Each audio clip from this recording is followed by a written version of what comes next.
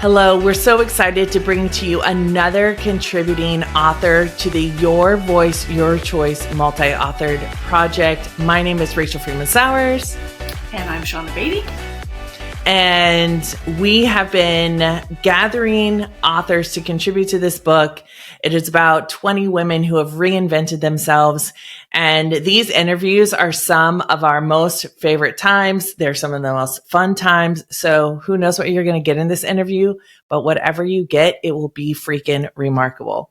So I'm going to let Shauna introduce our contributing author today. Yeah, so this is Debbie, my cousin. Interesting story. We actually haven't physically really seen each other for 20 years. And wow. I've been following Debbie and her family online through Facebook, the odd phone call. But Debbie's story recently, affected our whole family. And she wanted to jump on board into the book because she felt, well, I guess I could just let her talk, actually. But why she wants to be part of this project with us. Well, and that was the exact question I was going to ask first off. So great minds think alike, right? But for you, Debbie, like, when was that moment that you were like, hey, I have a story to tell. I want to be a part of this. What was that like for you? It was probably International Women's Day when Shauna's sent me the whole story. Screwed up. Sorry. It was a moment where I thought, do I have a story? Yeah, I do have a story. There's probably lots of women out there that are just like me. Mm-hmm. And when you say just like me, just give us a little snippet of your journey, just a little snippet of it. My journey started February 27, 2020, at 8 o'clock in the evening, when my husband was diagnosed with terminal brain cancer. So my world was rocked and changed forever. Mm-hmm.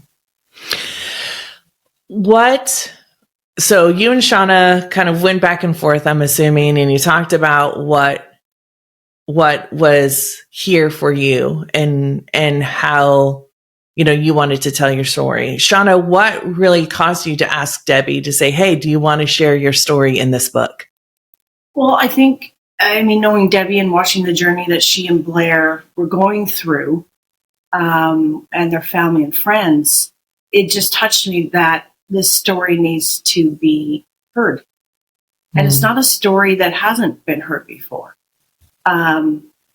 Because, we know so many women and men, of course, who are widowers, and how you literally have to stop and pivot and reinvent. And every day is a reinvention. And for Debbie, her journey started, 2.5 years ago. It wasn't just when Blair passed. It didn't start there. And so I knew, my cousin, if she was willing to share this and help others heal on their journey as well. That's why I reached out. And I think this project is so intentional for both you and I, Shauna, because we really are reaching out to women who we feel have these remarkable stories to tell. And I think it's very interesting how you say like, oh, well, it's not a story you haven't heard before, but our whole culture is built on stories. And, when we go to tell our stories, sometimes it can feel really scary. So I'm going to come back to you, Debbie, and like, what are some of the most kind of like moments when you think about telling your story, the things that are causing you to be most vulnerable? Extremely vulnerable. The whole journey, I felt vulnerable. And the most intense moment was when my husband went into surgery. And it was 5 hours. And there I sat, watching the screen. Where is he now? And then him coming home and having to shift my role as a wife is to a caregiver. And I was a caregiver all throughout. My husband stayed at home until 5 days before he passed. So I had to reinvent my role through COVID. Well, and navigating your kids through this too, I think, is a super important element that, you know, we tend to forget sometimes. It focuses on the person who's sick, who's ill, and less focus on the family that's going through basically hell along with them. So, I felt like we were lost. We got lost in it. Every time there was a phone call or a text message or a Zoom, it was all focused around Blair. So the only person really that was asking about my health and was my therapist. And I could not have gotten through without my therapist, who was so instrumental in the moments where I thought, I can't do this anymore. I can't. I love my husband, but I can't be a widow in waiting and watch him die. But I found the strength within me to go, you know what? I love him. We've been together for 31 years. And it wasn't the story that I wanted to have. But these were the cards we were dealt. And we're going to make the memories and the moments so special. And I'm going to give him his happy ending. Yeah. I've heard those words so many times in with people that I work with, right? It's this switching of roles and all of those kinds of things. Is there anything that is scaring you about telling your story?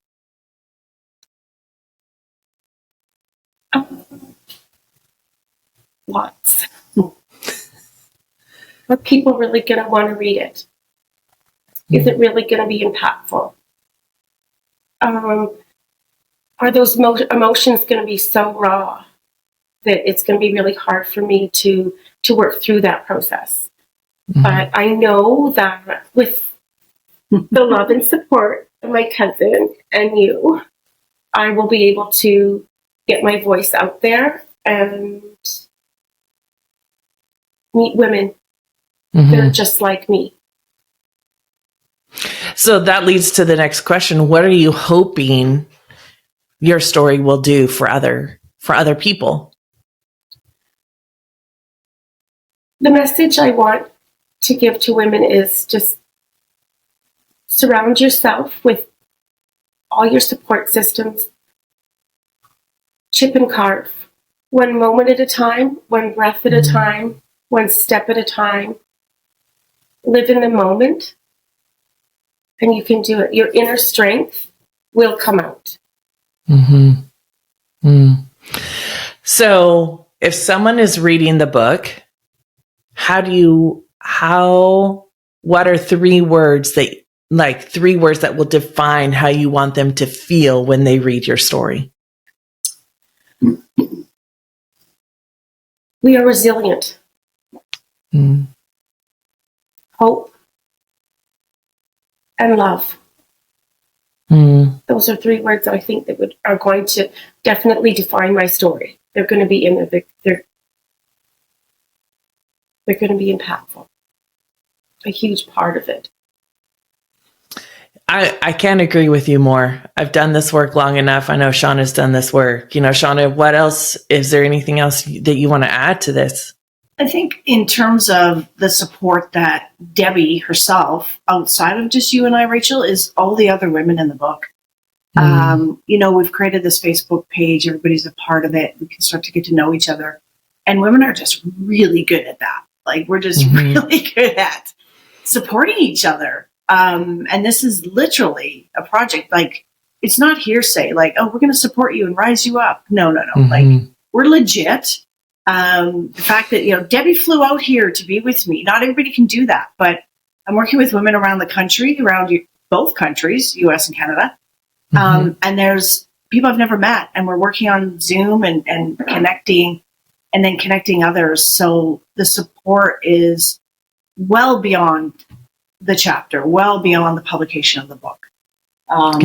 From start to finish. And there's really no finish line. So, Debbie, that brings me to just one last question is, what are you looking forward to most about being, well, I guess being an author?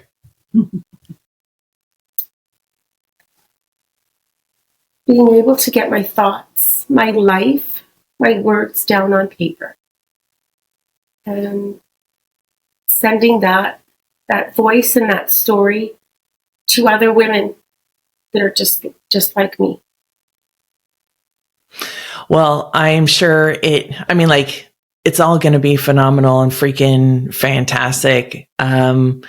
We appreciate you telling your story, sharing it with the world, choosing us, even though she is your cousin, still choosing us to help you do that and trusting us through this process. And we can't wait to walk you through every single thing and then watch you impact the world through your story. So I just want to say thanks so much for doing this interview with us. And we cannot wait to see the impact that your story makes. And thank you for welcoming me into this wonderful project. I feel really, really blessed to be able to be part of it.